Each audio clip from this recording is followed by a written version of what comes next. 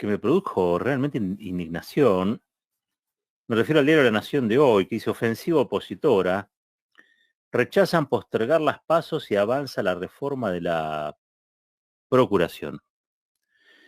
¿Qué tiene que ver, no, la mandarina con el juego de dados? Digamos, no hay nada que una a una cosa con la otra más que el grado de irracionalidad en el que se zambulló buena parte de la oposición en la Argentina, liderada por Mauricio Macri y sus socios, Horacio Rodríguez Larreta, María Eugenia Vidal, Elisa Carrió, y todos aquellos o aquellas que hacen mohines o se muestran con algún tipo de distancia, pero que respetan a rajatabla la estrategia que se han dado, que es tratar de que el gobierno fracase en la lucha contra la pandemia. Les decía que hoy murieron 500 personas, ¿no?, por el COVID. Y parece, estaba leyendo, que ahora, el gobierno de la Ciudad de Buenos Aires, el gobierno de Rodríguez Larreta, quiere cerrar todo. ¿Escucharon bien? Quiere cerrar todo. Las escuelas, cerrar la circulación, cerrar los accesos a la ciudad, quiere cerrar todo. Y yo decía, un poco tarde, ¿no? Un poco tarde. Porque claro, estuvieron desde ya hace bastante tiempo trabajando desde una perspectiva que era que cualquier política sanitaria o cualquier política vinculada a lo sanitario era una restricción a las libertades y un ataque a la Constitución Nacional. Me pellizco para salir de esto. No es una pesadilla, es la realidad, ¿no? Que cualquier política sanitaria era una restricción a la libertad de las personas, pero fundamentalmente la libertad que les preocupa es la libertad de mercado, del mercado. Estaban desesperados. Si el gobierno en su momento no sacaba los ATP, Roca hubiera hecho trabajar de todos modos a la gente y hubiera boicoteado muchísimo más la política sanitaria, Pablo Roca me refiero. Pero lo cierto es que trabajaron sobre esa perspectiva, hacerle creer a la gente que cualquier política sanitaria, cualquier política de salud pública, ordenada del Estado Nacional, desde el gobierno de la nación, era una deriva totalitaria, ¿sí?, que nos llevaba a un populismo autoritario y a su vez algún tipo de expresión de dictadura que ellos llamaron infectadura. Todo eso pasó. Todo eso pasó. Todos estos grupos militan en Juntos por el COVID. Y son los mismos grupos anticonfinamiento, como le dicen en España, o bolsonaristas en Brasil, o trampistas en los Estados Unidos,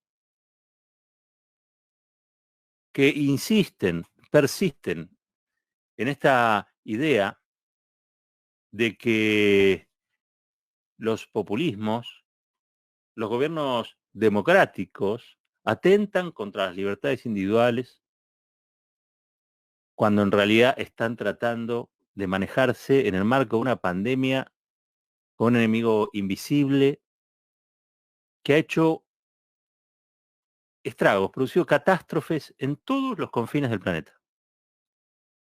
En todos los confines del planeta. Y han sido los de Juntos por el COVID, una especie internacional, una especie internacional por la libertad, con la que se llenan hablando tanto la boca después de haber apoyado tantas dictaduras. Ese Juntos por el COVID a escala internacional recala en cada país con algún tipo de liderazgo que bordea lo irracional, que es capaz de defender lo indefendible y que promueve una suerte de tonta rebeldía que termina en saturación de terapias intensivas y en saturación de morgues y cementerios. Hay que decirlo. Yo recuerdo cuando al comienzo, cuando cantaba el tenor Irigoyen, con Gisela aquí en el programa, decíamos, no digamos muertos, digamos casos letales, que suenan menos crudos y quizá sirva para no desanimar. Hoy que pasamos ya por ese desánimo, hoy que ya estamos en lo fastidioso de esta verdadera epopeya por la supervivencia en la que estamos inmersos, hoy sabemos que hay una parte de esta sociedad a la que los muertos, las imágenes truculentas, ya no les importa nada. No van a cambiar ni su parecer, ni su modo de pensar, ni van a creer que la salud de los otros vale algo. Han politizado de manera tan extravagante, porque politizar la verdad que no tiene nada de malo, digo, han politizado de modo tan extravagante, con ribetes casi criminales, los esfuerzos que ha hecho el gobierno nacional para que la gente no se contagie, que hoy yo creo que son corresponsables. Por eso decía, ahora se acuerda Rodríguez Larreta de cerrar las cosas. Ahora. Ahora le parece que el confinamiento está bien. Claro, él va a salir a decir, bueno, yo voy a cerrar, pero a mí no me gusta. ¿Y qué cree? ¿Que al gobierno nacional le gusta cerrar las cosas? ¿Acaso alguien es hincha de las restricciones para la circulación? ¿Alguien es hincha del COVID? Yo sí voy a decir, hay hinchas del COVID. Trump era un hincha del COVID, es un hincha del COVID. Bolsonaro es un hincha del COVID. Han hecho lo inimaginable para que ese virus penetrara en sus sociedades, diciéndole a troche y moche a cualquiera que se le cruzara que en realidad no pasaba nada, o que era un resfrío, o que una vez alcanzada la inmunidad de rebaño esto se solucionaba. Bueno, no pasó, no pasó. Nosotros hoy estamos teniendo la cantidad de muertes que tuvo la guerra de Malvinas por día. Cada día tenemos una guerra de Malvinas sobre nuestros hombros. Y todo eso tiene que ver, por supuesto, con el COVID. Por supuesto, con el COVID. Con esta pandemia asesina. Pero no me vengan a decir que no hay otros responsables. No me van a convencer de que todos queremos lo mismo porque es falso. Porque en la historia de la humanidad hay quienes luchan por la vida y hay quienes luchan por la muerte. Esto es así. En la historia de la humanidad hay una parte luminosa de la condición humana y hay una parte oscura que nos atrapa y nos devora el infierno. Esta es la realidad. Y yo veo que los discursos públicos de ciertos dirigentes están tomados por esas pulsiones de muerte. Y que no llegan a entender que estamos en el medio de una epidemia y donde cualquier tipo de amotinamiento lo único que hace es hundir el barco más rápido. Es una tontería criminal. Por eso decía yo, bordean lo irracional, cuando no directamente se zambullen en lo irracional. Hoy tenemos casi 30.000 contagiados. Y seguramente mañana serán otros tantos. Y pasado lo mismo. Esto es lo que se llama la segunda ola. Estamos adentro de la ola. Está pasando, está ocurriendo. Estamos a muy poquito, de que de una semana para otra las camas que hoy había dejen de estar. El oxígeno que hoy había deje de existir. Estamos a muy poquito. La diferencia entre un escenario controlado y un escenario descontrolado, la verdad, la hacen las personas. Somos nosotros, somos nosotras los que tenemos que revelarnos a aquellos que nos quieren arrastrar al descontrol, al desorden, que no es otra cosa que arrastrarnos a una cama de terapia intensiva, a nosotros o a los nuestros, o a nuestros vecinos, nuestros amigos, nuestra familia. Esto es así. La banda de Juntos por el COVID quiere cifras catastróficas y las lograron. Y las lograron. Argentina tiene 71.000 muertos. ¿Y saben qué? Dentro de 2 días vamos a tener 72.000. Y dentro de 4, 73.000. Esta es la realidad. Y, insisto, hay un responsable único, insobornable además, al cual hay que liquidar de algún modo, que es el virus, ¿no? Pero ha tenido una campaña, ha tenido una logística, ha tenido una propaganda, ha tenido a grupos y sectores que le han sostenido sus banderas, que le han permitido circular entre la gente, que le han dicho a unos y a otros que en realidad no era nada, no es tan malo. Y ya tenemos 71.000 muertos. Y que no vengan caraduras a decir que esos muertos son los muertos de Fernández. Por favor, por favor.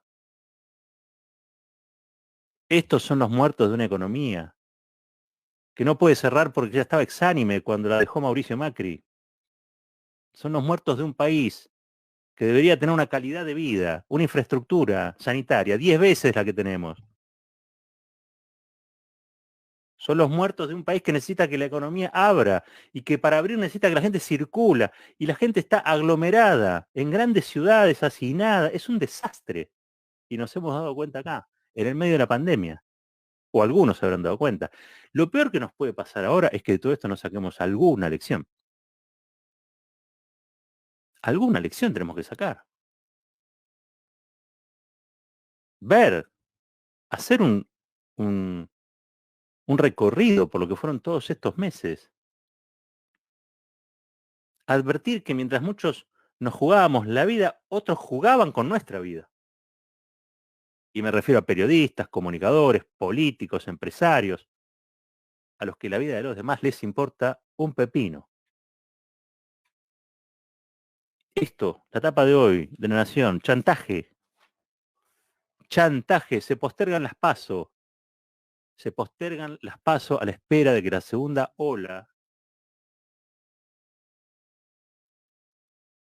vaya declinando. Es una cuestión de salud. Es una cuestión de salud pública. Y la banda de Mario Negri, porque de otra manera no puedo hablar, la banda de Mario Negri le dice que si van a elegir otro procurador, entonces nos oponemos a la postergación de las PASO. Es un procurador interino. Es un procurador interino cuyo único papel hoy es garantizar la impunidad de Mauricio Macri y sus funcionarios.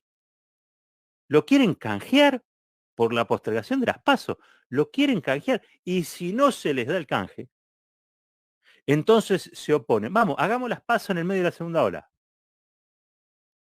No les importa nada.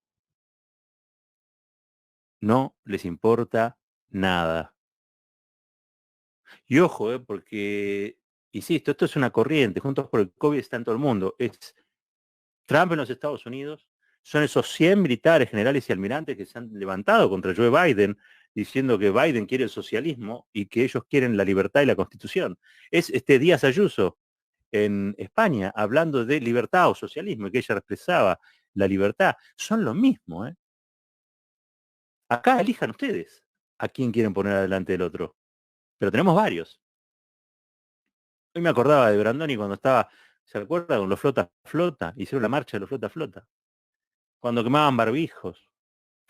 Cuando se metían, como se están metiendo actualmente, como hicieron en aquella campaña en la que María Eugenia Vidal ganó las elecciones, se meten en los chats, trabajan fuertemente sobre la focus group, tienen información muy fina y trabajan para decirle que se levanten, les avivan la rebeldía contra lo que son medidas de restricción sanitaria. Son los que han puesto en tela de juicio el poder del gobierno federal. El poder del gobierno federal en el medio de una pandemia es lo más irracional, y creo que ya la dije bastante veces la palabra, que a uno se le puede ocurrir. Porque este no es, o sea, para poder justificar esas barbaridades, necesitan construir a un Alberto Fernández, que es Stalin, a una Cristina Fernández de Kirchner, que es algo así como el mal absoluto, ¿sí? Necesitan decir que el kirchnerismo es extirpable, como dijo Sebrelli hoy en Clarín, o como lo dijo el otro día el autopercibido periodista Alfredo Leuco. Necesitan decir esas cosas para justificar las barbaridades que dicen.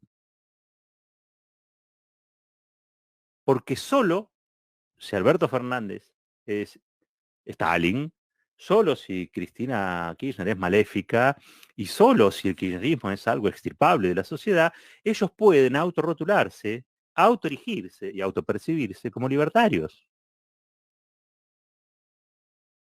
Por eso, desde Miami, antes o después de haberse vacunado en la farmacia, Macri habla de violaciones a los derechos humanos, de que la democracia está en peligro.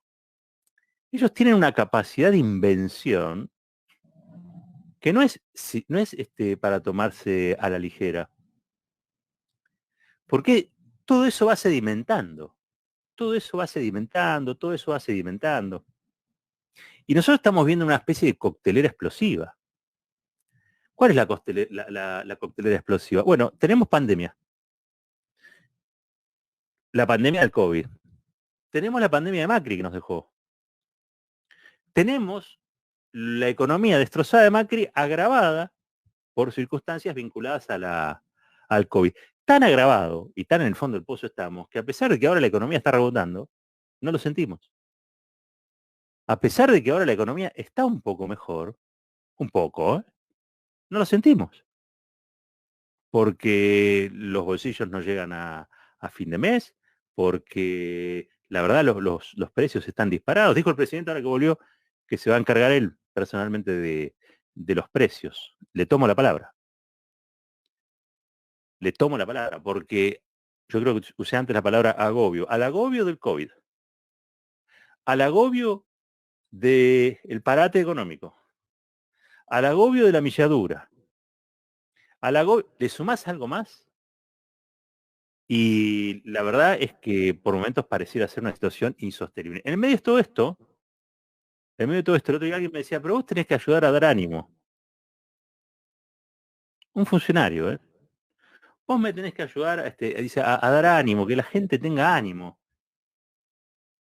No saben cómo me gustaría. No es mi papel, no es mi rol, pero no saben cómo me gustaría. Yo creo que acá el único que tiene que tener, en realidad tiene la potestad y tiene también el desafío de hacerlo, es el presidente, sus ministros y aquellos funcionarios que están hoy tomando las decisiones. Yo creo que ellos sí están obligados, no son los comunicadores, no son los periodistas, no estoy hablando de los autopercibidos, ¿no? Como Leuco, no. Me refiero a los que tratamos, en la medida de lo posible, de titular, pero después explicar. Nosotros titulamos, pero después explicamos, damos las razones de por qué decimos, esto está bueno, esto está malo. No somos repetidores de zócalos, nos queremos un poco. Pero convengamos que la situación que hoy atravesamos es una situación difícil, donde a veces, incluso hasta las explicaciones se vuelven o tornan más difíciles las cosas.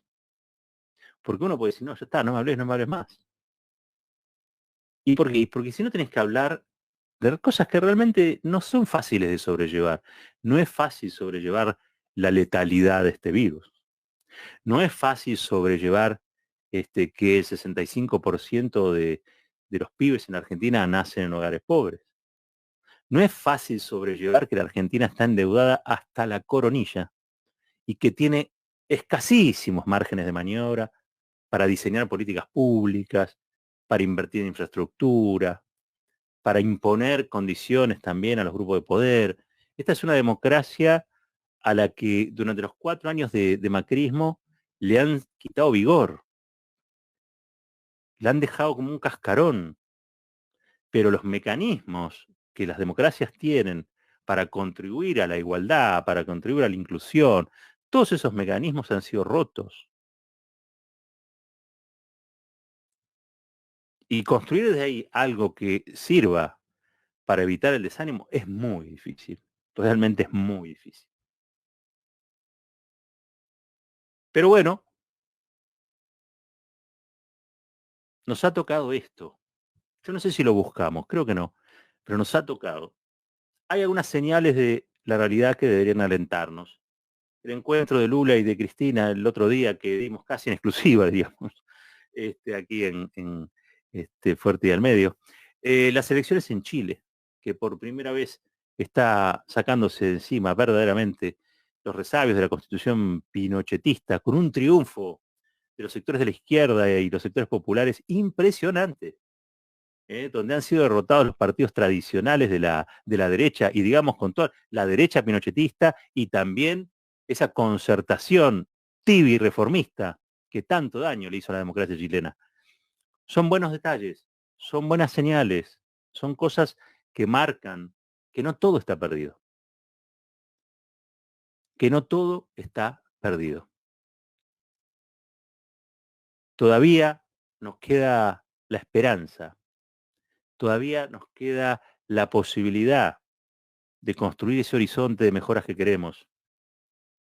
Todavía estamos acá defendiendo las cosas que creemos, pero fundamentalmente, y creo que eso habla bien, o bastante bien de nosotros, diciendo lo mismo que decíamos antes del vendaval, antes de que todo esto ocurriera, porque nosotros sí sabemos lo que es la libertad de pensar y decir las cosas en las que creemos. En eso somos imbatibles. Esto es Fuerte y al Medio.